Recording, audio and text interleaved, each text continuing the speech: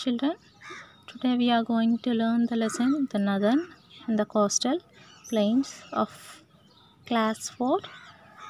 So first get started. Rearrange the letters to get the names of few cities located in the plains. So write the names on the blanks. So here we have a unscrambled word, that is Mumbai. And the second one is Guwahati. And the third one is Delhi. And the fourth one is Chennai, and the fifth one is Patna, and the sixth one is Kolkata. These are the unscrambled words. And the next, which of these cities are located on the coast? So in the near the coast areas, which cities are located? Mumbai and Chennai. A flat and level land is called a plain. That means the surface is very flat and also equal. The plains of India include the northern plains and the coastal plains. So briefly we can know about now northern plains and the coastal plains. The first one is the northern plains. The northern plains lie towards the south of the Himalayas. They stretch from Punjab to Assam. So these plains are stretching the south of Himalayas from Punjab to Assam. Many rivers which originate in the Himalayas flow through the northern plains. So here the rivers are flowing through the northern plains of Himalayas. These rivers carry water throughout the year. They also bring with them broken pieces of rocks, sand and silt. That means the small pieces of rocks and also sand. The fine silt deposited by the rivers are called alluvium. So with the help of these rivers that carry these all, those are deposited by the rivers, those are called as a alluvium. It is fertile and very good for crops. So this alluvium soil is a very good for crops. Okay now. And next, the area watered by a river and its tributaries is called its basins. Okay, we are having some rivers. That means here tributaries means a different from the different ways of water it's flowing adjoining. Those are called as a tributaries. It is called as a basin. Three rivers, Satluj, Ganga and Brahmaputra, and the tributaries have formed the northern plains. So with the help of these rivers we are having tributaries and these forms the plains. The Satluj River Basin. River Satluj originates in the Tibet and Beas. See here, a small river that flows into a big river is a tributary of the bigger river. See children, in this map we can see the northern plains. Okay, here already we know this Himalayas are flowing through the northern plains, and also we have different places here. And Beas is a main tributary. Punjab and Haryana are a part of Satluj River. Here which are the having this Punjab and Haryana.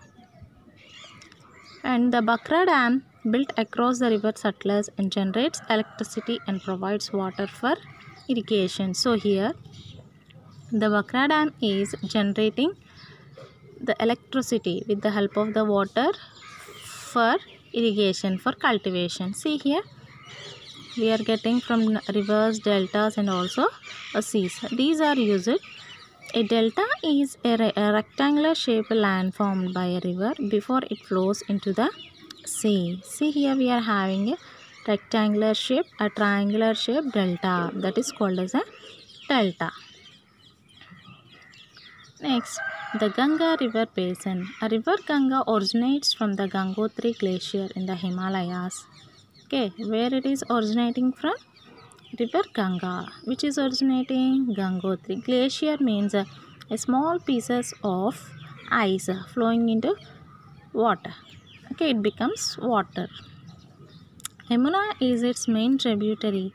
The Ganga and its tributaries flows through Uttarakhand, Uttar Pradesh, Bihar and West Bengal. In West Bengal, the river split into two branches. Okay, here it is splitting into two branches. One branch enters Bangladesh and is called Padma.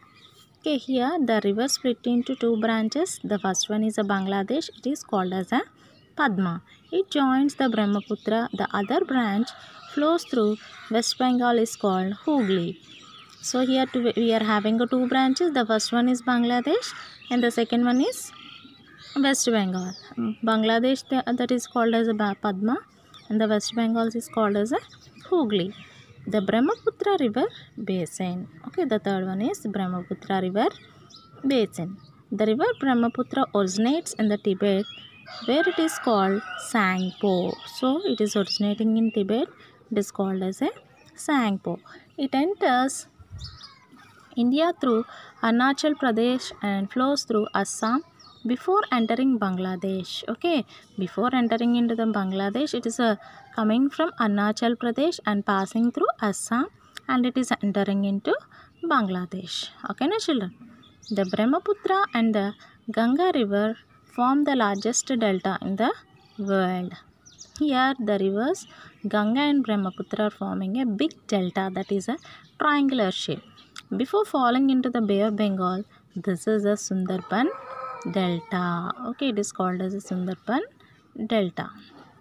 So next we can know the life in the region. So how they are living, what are their conditions, what are their occupations, what is the famous for. Okay, what is the life in this region? The first one is Punjab, Haryana, national capital of territory means Delhi, Uttar Pradesh, Bihar, West Bengal and Assam lying in the northern plains. So these all are lying in the northern plains. And farming is a main occupation. People grow rice, wheat and sugarcane. So here the main occupation is the people are growing rice, wheat and sugarcane. So here the first one is Punjab. The farmers of Punjab use a modern machines such as tractors, harvesters. Okay, here they are using a modern machines, tractors and harvesters. And people are fond of makki ki roti and sarson ka saag and lassi. So here we can see makki ki roti and sarson ka saag. They celebrate Baisakhi and Lohri. Bhangra and Gidda are popular folk dances and many tourists visit the Golden Temple in Amritsar. It is a very important where the Golden Temple located in Amritsar. Next, Haryana. Like the farmers of Punjab, the farmers are Haryana also use a modern machines for farming. Many people are engaged in cattle rearing and dairy farming. So here the main occupations of Haryana is cattle rearing and dairy farming. See here in the northern plains, most farmers use tractors to plough their fields. Faridabad and Gurgaon have many industries such as information, technology and automobiles. So in these two places we are having the industries for the information of technology and automobiles. Next, capital territory of Delhi. Most people here work in offices. Many of them have business. Delhi has many famous monuments such as Red Fort, Qutub Minar, India Gate, Humayun's Tomb, Jama Masjid, Lotus Temple and Akshardham Temple. So these all are the famous monuments in Delhi and tourists from all over the world come to see this monuments. So from the different places the people are coming and visiting these famous monuments like Red Fort, Qutub Minar, India Gate, Humayun's Tomb, Jama Masjid, Lotus Temple and Akshardham Temple. The next one is Uttar Pradesh. Uttar Pradesh is famous for guavas and mangoes. It is famous for fruits of guavas and mangoes. There are many sugar, textile, leather and chemical industries and chikankari embroidery of Lucknow and silk sarees. Okay, it is famous for this embroideries and also for silk sarees. Humayun's tomb was built in the memory of Mughal Emperor Humayun. So children, we can see here this chikankari embroidery and Bhagalpuri silk. Varanasi and Raswar of Marodabad are popular all over the world. The Kumbh Mela, that means Kumbh Mela, is held every 12 years in Allahabad. Okay, Agra, Varanasi and Lucknow are cities of tourist interest. So for every 12 years here the Kumbh Mela is going in Uttar Pradesh. Okay, and also the Varanasi and Abrasware of Moradabad is a popular in this Uttar Pradesh. Next, Bihar. Bihar is a famous for litchis. Okay, and Bhagalpur is a center of silk weaving, and litti chokaka and sattu paranata are a popular dishes.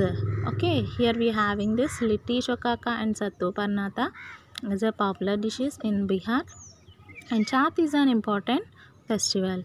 Next, most people speak Maithili and Bhojpuri.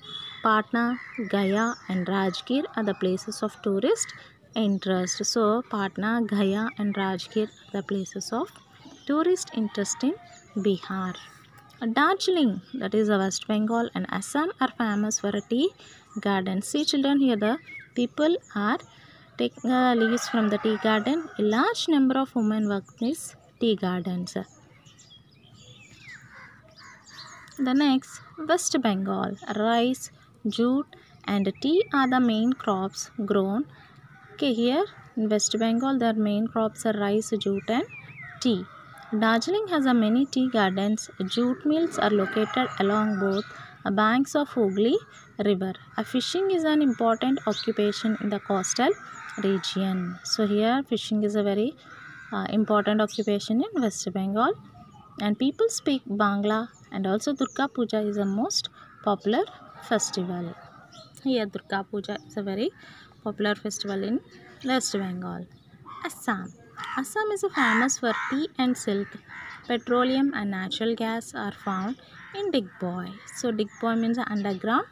You are having this petroleum and the natural gas. Many women wear Mekhla Chodar and blouse. Most people speak Assamese and they celebrate Bihu. Bihu is the one type of a festival celebrated in Assam. Here we can see the checkpoint. Fill in the blanks.